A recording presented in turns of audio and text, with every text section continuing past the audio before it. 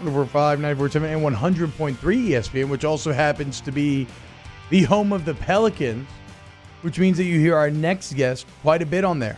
Of course, we're talking about your voice of the Pelicans, the radio play-by-play man, Mr. Todd Graffagnini. Todd, what's up, man? Thanks for joining us today. T-Bob, glad to be on with you. I'm really not an important guy, but I've done a lot of interviews in the last couple of days and will be today, so something must be going on. Yeah, it feels good, doesn't it, man? And so that's where we'll start. This is a concept that we've kind of explored over the last few days, which is, as I view it, Todd, right now, the Pelicans have a golden opportunity to gain mind share in Louisiana, to gain the hearts and minds of fans, and then not maybe even just Louisiana, but kind of nationally. What do you think?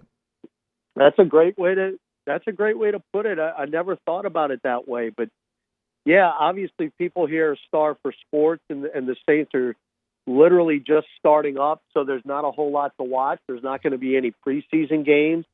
There's not going to be any access to training camp as far as the Saints goes. So the only thing you're going to be able to really put a finger on and tangibly be a part of right now are these Pelicans seeding games that are going to start tomorrow night. So, yeah, that's a great point.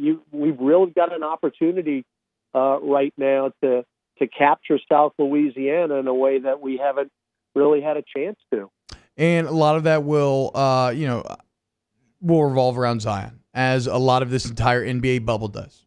Scott Kushner put it great in The Advocate today when he said that, to give you some perspective on the impact that Zion has, you have Giannis and LeBron and all these other guys, and yet despite that, the TV schedule is framed around a 20-year-old playing in his 20th NBA game. But that does beg the question, will we see Zion tomorrow night? Do you have any updates on that front, Todd? I don't. Look, they're going to practice today. They're going to practice this afternoon.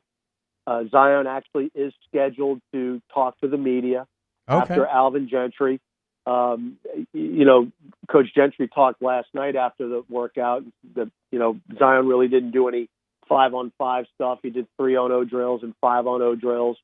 So he hasn't gone full court 5-on-5 yet. I would assume he's going to do that today. So we'll have a lot more when Coach Gentry and Zion talk to the media. But, no, look, there's a reason why we're starting the seeding games, the Pelicans are. And if you can think back what seems to be about 10 years ago, if you remember, we started the NBA season this year in Toronto. Yeah. I was actually courtside when Toronto dropped the banner and got their championship rings. And obviously, Zion was not part of that because he had been injured the week before. So, why would the New Orleans Pelicans open up the NBA season? Why would the New Orleans Pelicans, who aren't even in the playoffs right now, mind you, open up the seeding games for everyone to see? Well, look, we've got some really good players, but as I've learned in my first year in the NBA, I kind of knew it before, but I really know it now. This is a star-driven league, and we've got a bona fide star that people want to watch, and that's why we're on television. And so, Todd, it is kind of interesting, right? It's your first year doing this in the NBA, and it's been a fascinating year. So I want to ask you about what your kind of firsthand perspective has been of this Pelicans team, because you called a 6-22 start. Like you were calling those games, 13 losses in a row. It was as dark as it could possibly be. And then somewhere along the line, everything shifted. So what was it like watching that journey firsthand? It's definitely been a roller coaster, T-Bob. I can't lie to you, but it's been fun. Even when the team was struggling, there was a tangible reason why. First of all, we weren't healthy. Yep. That's number one. Number two is we had so many guys going in and out. Alvin Gentry didn't know who was going to start that night, and even more importantly, who was going to finish the games. The last 5 minutes, if you look at that 13-game winning streak, or 13-game losing streak, you could absolutely say off the top of your head the Pelicans could have won 6 of those games. And the reason that they didn't win those games was because they did not finish. And again, when you've got guys that are coming in and out of the lineup and you don't know who you can count on down the stretch, you're not going to win those games. And it's a shame because if you take half of those 13 losses and put them into wins, the Pelicans are in the 8th seed right now. But you can't get those games back. But it started to turn around when Derek Favors got healthy. The defense was just so bad when he was not in the lineup. I mean, we were either at the bottom or second to last in points allowed. And when you're giving up 126-7 points a game, you're not going to win. No. And when Favors came back, that helped dramatically. Guys started to kind of grasp what their roles were going to be. We had a set starting lineup. We had a set 5 that were going to finish the ball games. And in that Christmas road trip, that's where it all turned around. We had lost 13 in a row. And the first game on that road trip was in Minnesota. We went to Minneapolis before we went out west, and we won that Timberwolves game, and that really took a big load off, and just a big relief came over everybody before we flew out west, and wound up winning 3 of the 4 games the rest of that trip, and we're 3 minutes away from beating Golden State, or we would have swept that road trip. And I will say to the bitter end, that win on Christmas night against the Denver Nuggets, to me, was the one that turned the season around, because it was like, you know what? Everyone in America is watching us. There was no Zion Williamson. The Denver Nuggets, who right now are a solid number 3 in the West, are an outstanding team. And we went into their building in front of 18,000 people and really took it to them. And that was the last game of a very long road trip over Christmas. So we got on the plane the next day going back on, we can turn this thing around. And that's exactly what's happened. Talking to Pelicans play-by-play man Todd Graffagnini. Catch him on 100.3 ESPN for the games. Todd, y'all did a fantastic job calling these scrimmages, and the Pelicans looked fantastic during these scrimmages. What's your, from a first-hand view, what's the most impressive aspect of the Pelicans in these scrimmages? That they came out of the gates, T-Bob, ready to play. And they have to. This is a sprint. This is not a marathon. The Pelicans can't afford to limp out tomorrow night and Saturday and a couple of days later against the Memphis Grizzlies. There's no time for that. If you want to make up games, you got to be playing your best basketball immediately.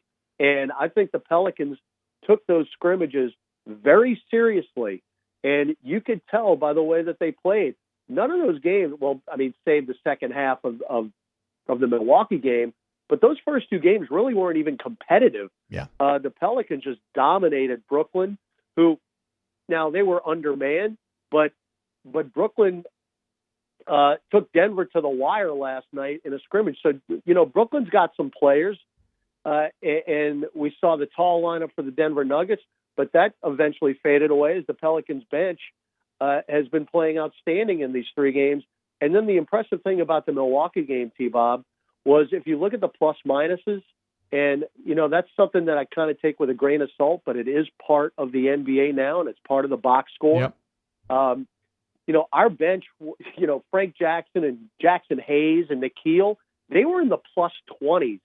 And Giannis, who is going to win his second straight MVP, and Chris Middleton, who's an all-star, Giannis scored 30 points against the Pelicans the other night. He was a -6. Chris Middleton was a -6. So basically the Pelicans bench beat the Milwaukee starters.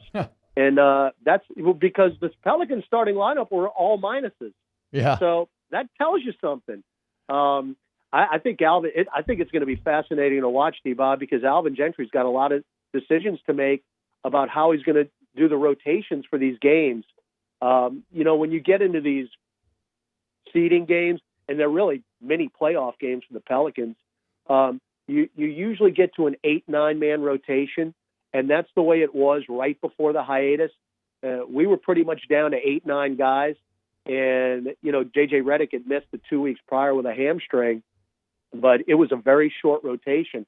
I think the Pelicans in the first 2 games coming up against Utah and the Clippers might have an advantage because no one is really up to full conditioning yet. And the Pelicans bench is actually going to be a big time advantage if we take advantage of it. That's why I'm very curious to see how the rotations are going to be. But no one's going to be playing 32, 33 minutes right out of the gate in the next 2 days. Nobody's really done it in any of the scrimmages. So that's an advantage to the Pels. Yeah, the depth of it is pretty shocking. And so let's get one more there then, because for the big men, you got Melly, you got Zion, you got Favors, maybe Jackson Hayes getting that rotate. It's gonna be tough to play more than 3 of those guys. But what about at that guard position? The Drew and Lonzo combination is impeccable. They're spectacular. And then you saw what JJ Redick can do. 20 points in the third at like 3.5 minutes the other night. Who's the fourth guard that's fitting in and that can help out this rotation? That's a great question. Now, before we hit the hiatus, it was Frank Jackson. Now, they sent Nikhil to the G League just to get minutes at the time. And then, of course, he broke his wrist, and that was that. But, see, Frank Jackson's got the experience factor, but Nikhil has looked very good in the scrimmages, and the time off really did him some good. Now, remember, we basically had an off season. It's been 4.5 months. So can you even call Jackson Hayes and Nikhil and Zion rookies anymore? I mean, in a technical sense, I guess they are, but they've had a lot of time to reshape their bodies. Jackson Hayes obviously has put weight on. He looks so good. He put a little muscle on. Nikhil just looks more confident. So again, that's a great question. I can't answer it until we actually see it tomorrow night. If you go by what you've seen in the scrimmages, I mean, Frank Jackson and Nikhil Alexander-Walker have put tremendous cases for getting time in these seeding games. Who's going to be first out of the gate? That is going to be fascinating to watch. Yeah, I agree. And if you want to listen to it, watch it. You can catch it at Fox Sports North, or you can listen to 100.3. Turn down the TV, turn up the radio. Todd Graffagnini and John DeShazier on the calls there. The best. Todd, thank you so much for joining us this morning, man. T-Bob, thanks a lot, man. All right, take it easy. We will close out OTBOT when we get back here in